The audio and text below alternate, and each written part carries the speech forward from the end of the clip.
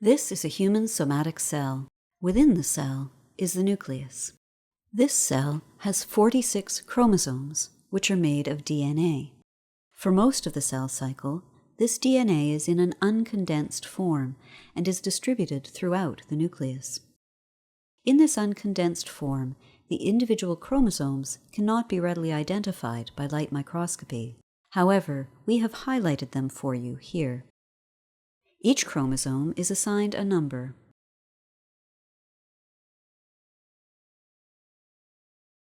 For each chromosome number, there exists a maternal version, which comes from the mother, and a paternal version, which comes from the father.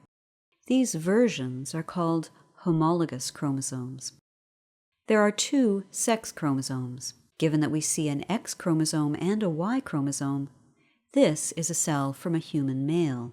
The X chromosome came from his mother, and the Y chromosome came from his father. If this cell had come from a human female, then it would contain 2 X chromosomes instead. Now, as an example, let's look at chromosome 16.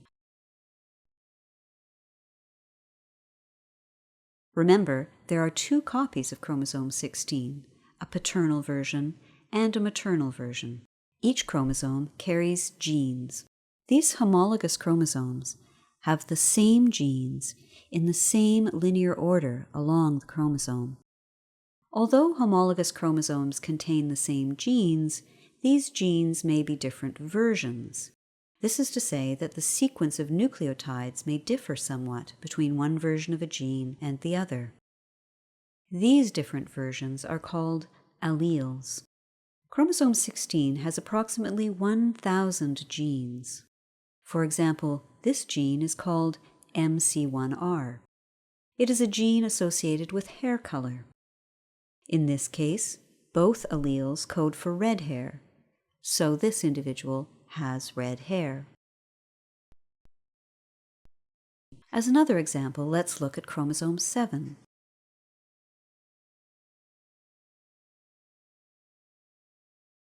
The CFTR gene codes for a protein that is missing or defective in cystic fibrosis. This individual has 1 normal allele that codes for CFTR and 1 mutant allele. Therefore, this individual is a carrier for the genetic disorder cystic fibrosis. The DNA remains in an uncondensed form like this until the cell must divide.